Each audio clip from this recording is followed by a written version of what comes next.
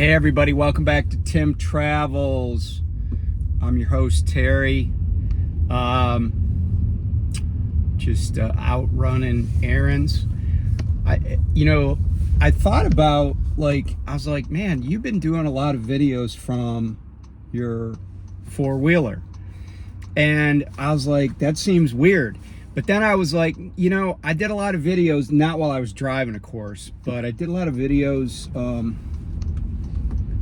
from my truck, like sitting in the driver's seat of my truck. So this is just slightly different. So you might wonder, what is it that Terry does when he's home, and since he's not, working? So yesterday, so I always feed, I almost always feed our chickens and collect the eggs. I get about a half dozen. Now, I get about a half dozen eggs a day. But our chickens will probably, just because of the daylight getting shorter, they'll start slowing down on egg production, which is good because I have like 7 dozen eggs in my fridge. But anyway, I do that. But then yesterday I came up, so the place where the chickens live is not the most secure facility. I mean, it's secure if you're like a fox trying to get in there, you're not going to get in there. But the door doesn't close like super tight, and it was pretty cold, very cold yesterday actually, on a lot of the East Coast, and the wind was blowing really hard. So I was like, man, I got to come up with a better solution to get that door closed. And because it's this old building. And so what I did is I went to the local hardware store and I got basically these metal bars, one shaped like a rectangle. And short answer is I put one on each side, and I can stick a 2x4, a piece of 2x4 in front of the door. I stick it in the slot on one side, and then I just drop it down on the other. I don't even know what that's called. I know it's got a name. I just don't know what it's called. Like for many years, I would just call something that slides across and latches down, I would just call it that thing that slides across and latches down. But that's actually called a barrel bolt. So anyway, I did that, and then I fixed a rocking horse that's probably close to 30 years old, because I think my mother-in-law bought it for my oldest daughter. But it was broken, so did some work, had to replace the dowel so you can hold on, and also like there's a 3/4 inch dowel that's like a foot peg, so got all that done. But yeah, so I just got all sorts of little projects that keep me busy, and just kind of being Mr. Mom. And that's hard work, right? Like being a stay-at-home parent is hard work. And yeah, so it's just, there's a lot to do. But I have accomplished a lot of projects that for so long I was like, oh, I gotta fix that. And I try to just get something done every day. So just a few days of home time here and there usually wasn't enough for that. And I don't know if anybody else has experienced it. But anyway, so a couple of thoughts, and then I want to talk about this guy that's the CEO. I think he's the CEO of this trucking company out of Rockford, Illinois. But I had two thoughts, right? Tinted windows are ubiquitous, and a lot of people have really dark tint on their windows, but also those people seem to really want to gesticulate to other drivers. And I don't mean flipping them off. I mean just like just a little while ago, I was at this 4-way stop, and I got there at the same time as another vehicle, but that vehicle was to my right, so they had the right of way. And they just sat there. And I finally realized that this lady was, and I knew it was a lady because I could see that the person was like 3 inches away from the steering wheel. But like, I just faintly made out that she was telling me to go, but I didn't go because I didn't have the right of way. And that's the other thing. I hate it when people who have the right of way want to like do me a favor. I don't need any favors. You got the right of way. I expect you to exercise the right of way. I especially hate that when I'm in a truck. Like I was pulling out of I think it's the TA in Greencastle, PA, and I was trying to pull out, and there's like a little side road that goes to a traffic light, and this person stopped, but but I didn't know what they were doing, and their windows were so dark I couldn't see them, what they were trying to, because I think they were trying to wave me on, but I was like, dude, I can't see in there, so just do your thing because you got the right of way. Because here's the deal, if I got the right of way, especially in a semi, I'm probably going to exercise that right. Of course, in a semi, most people don't have tinted windows, so you can see if a driver's trying to, motion to you. So yeah, don't do me any favors. I just feel like that's a way to,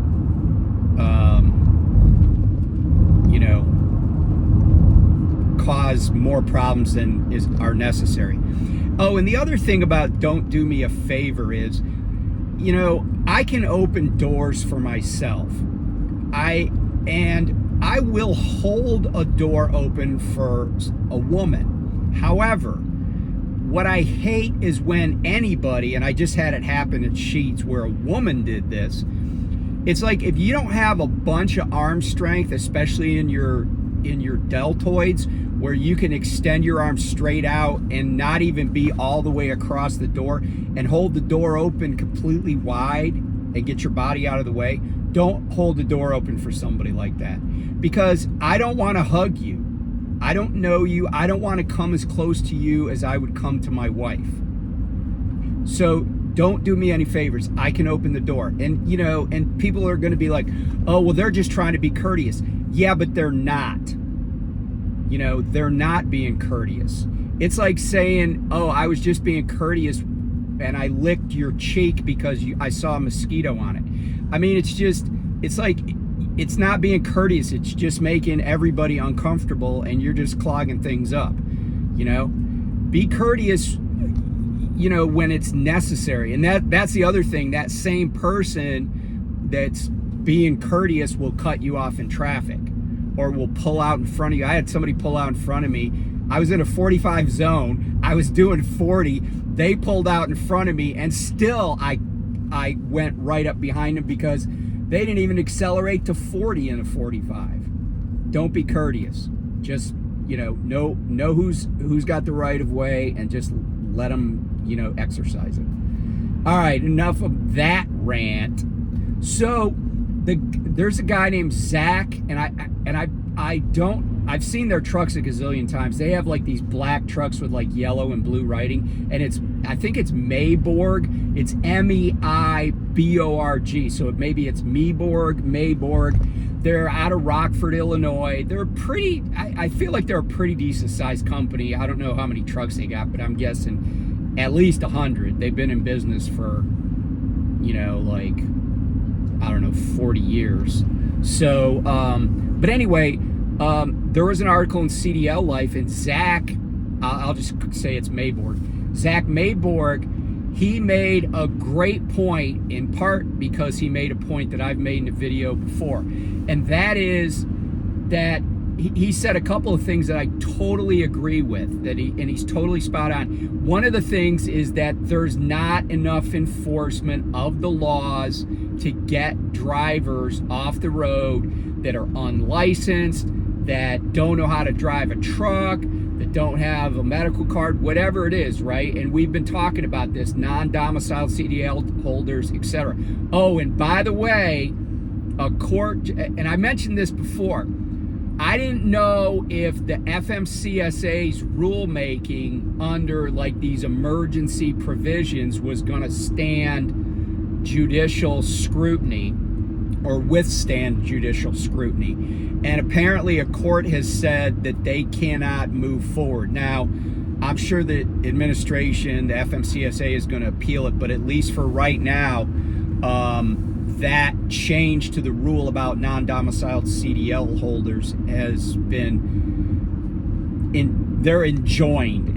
I'm sure they issued a preliminary injunction. The one thing I will say about preliminary injunctions, and this is kind of like inside baseball lawyering, but when a party who would be called the petitioner or the moving party, the movant, and M-O-V-A-N-T, the movant, when they petition a court for like a temporary restraining order, the court, even though it's quote a temporary restraining order, the idea is that there's going to be a permanent injunction. But even in that petition for a temporary restraining order, the standard of review is that there's a high likelihood that a permanent injunction will be granted.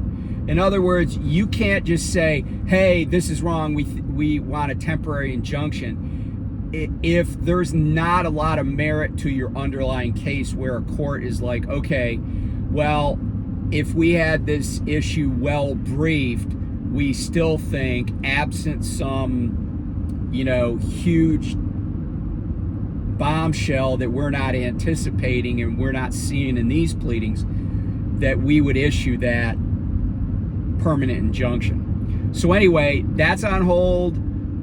I'm sure it's going to be appealed, but I will say that the court didn't just, it wasn't some just dude that called up and was like, hey, issue a temporary injunction. That's not how that works.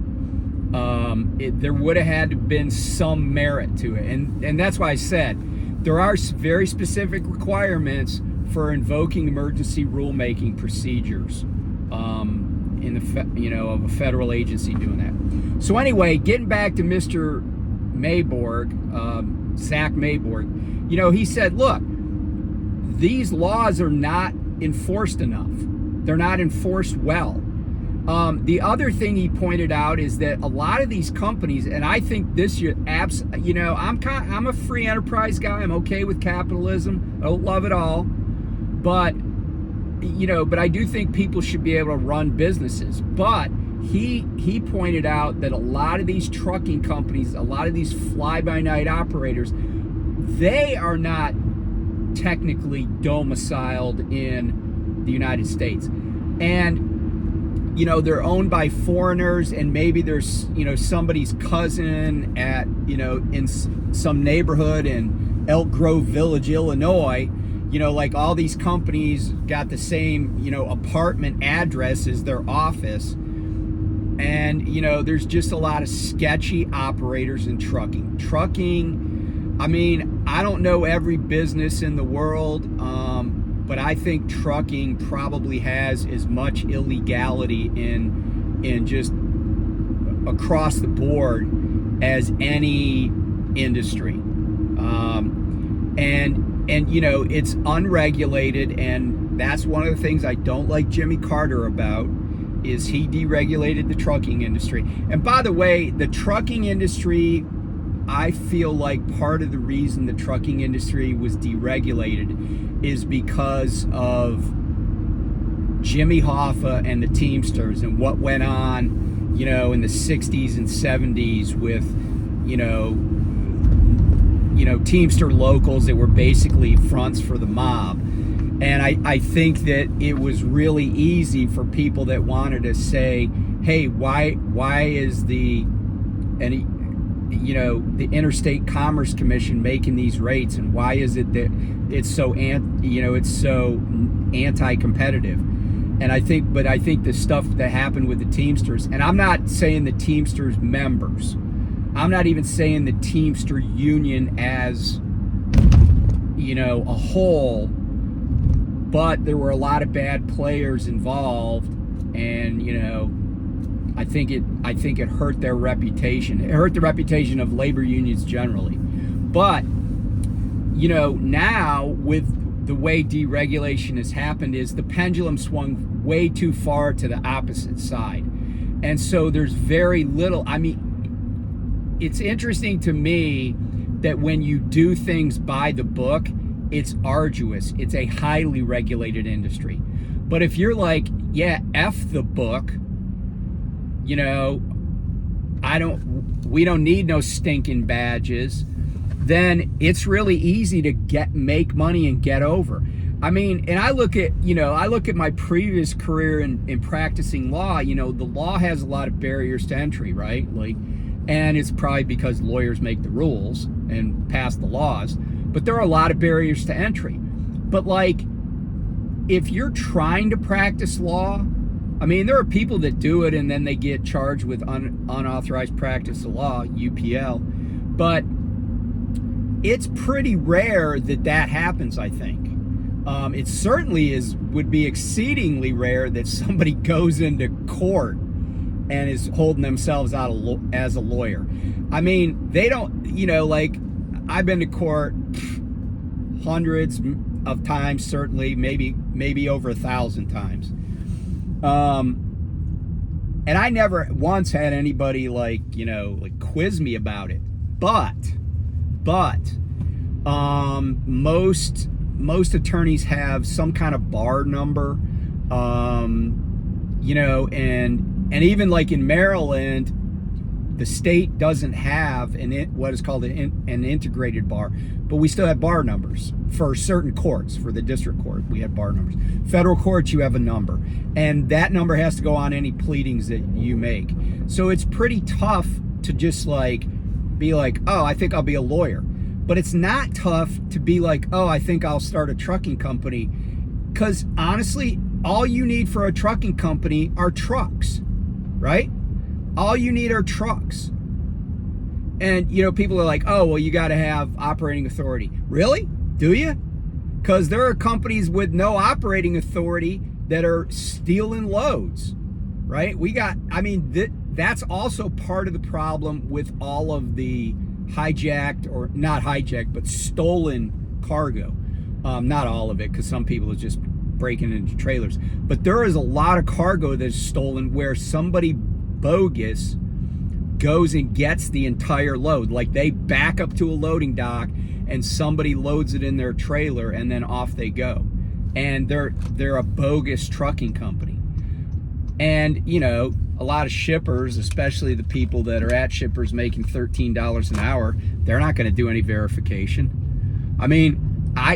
Just as an example, I was at a Love's outside of St. Louis one time, and I got the second to the last parking spot in a cul-de-sac, parking area.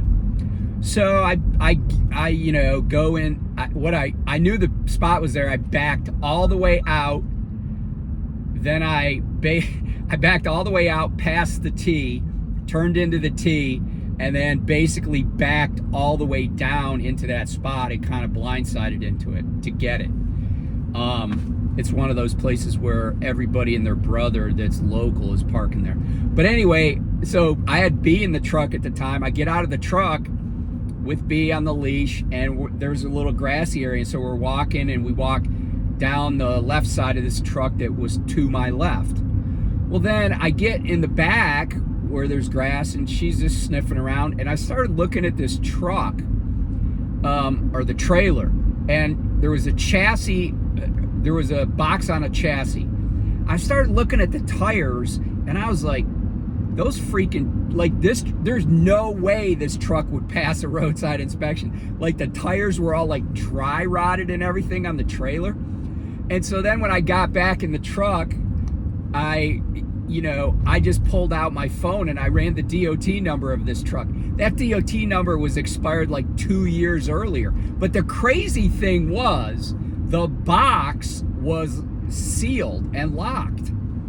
And I was like, so I actually sent a message to Love's on their app. And I was like, hey, This truck has not been legal for at least 2 years, and it's parked on your lot.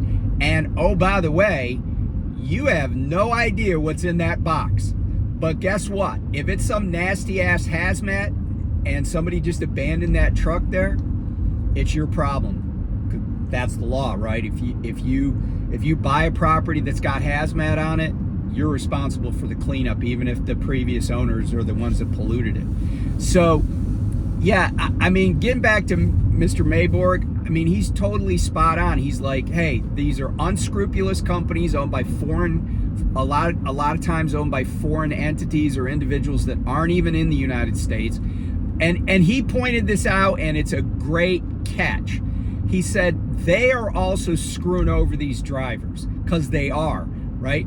You know, when you're out in Colby, Kansas at freaking 3 o'clock in the morning, and some rattle trap, you know, white Volvo with California tags or Illinois tags or something, you know, rolls in there, and like 4 guys get out of that truck. You know, those guys are not getting 68 cents a mile to drive that truck. They're just not. We all see it. We all know what's going on. It's pretty obvious. I mean, and you know, the funny thing is, I've had people ask me over the years about, like, you know, prostitution at truck stops or lot lizards or whatever. I don't really like that term, but prostitution at truck stops. And I said, I think maybe once, and I didn't even pick up on it in real time, but once I had some woman that came up to my truck. But you contrast that with how many times I've seen people that I know are, you know, something's amiss. They're not running legally. I mean, sometimes you could just see it, right? The truck itself. But they have no idea what they're doing. They don't know how to pump fuel. They don't know where the bathrooms are. They don't know that you could take a shower instead of washing your feet in the sink. Nothing, like, there's zero chance that they're, you know, okay, there's not zero chance. There's 0.001% chance that there's not something unusual or illegal or amiss about them and their colleagues being on the road. You know, so I very much applaud Mr. Zach Meiborg for speaking out about this, because that's an established trucking company, and he might be breaking ranks with somebody, but as he pointed out, it's costing him money too. It's costing his drivers, it's costing his company. Why? Because I'm pretty confident Meiborg Trucking is running legally. You know, and I mean, and all I'm saying is that, you know, this is an industry that really needs to be cleaned up. It is very dirty, and that dirt is not spread evenly throughout the industry. There are a lot of people that are losing money every day by running clean, if you will. And all the dirt, and you know, all the dirty operators are the ones that are costing them money. And I just think there needs to be a huge crackdown, right? Like it needs to be 10 times harder to go down the road, 20 times, 100 times harder to go down the highway illegally and not get caught. And like I said, I've said this before, people need to get locked up. Like, if you're driving a semi, if you're behind the wheel of an 18-wheeler and you don't have a valid CDL, a valid medical card, that truck doesn't have insurance, any of those 3 things, you need to just be put in handcuffs. And, you know, and then if you're here illegally, well, then you need to stay in handcuffs. Can't speak English, sucks to be you. We need to confiscate that truck, that trailer, that load, and not give it back until somebody coughs up about $50,000. And you know, the first time that Tyson or Smithfield or Nestle or, you know, Bird's Eye, whoever's, you know, Dole, whoever's shipping on some truck that has a load that's worth $100,000 and it's a reefer load, and the reefer runs out of fuel because the truck got impounded and they lose that whole load, you know, people will start waking up. Shippers need to have liability.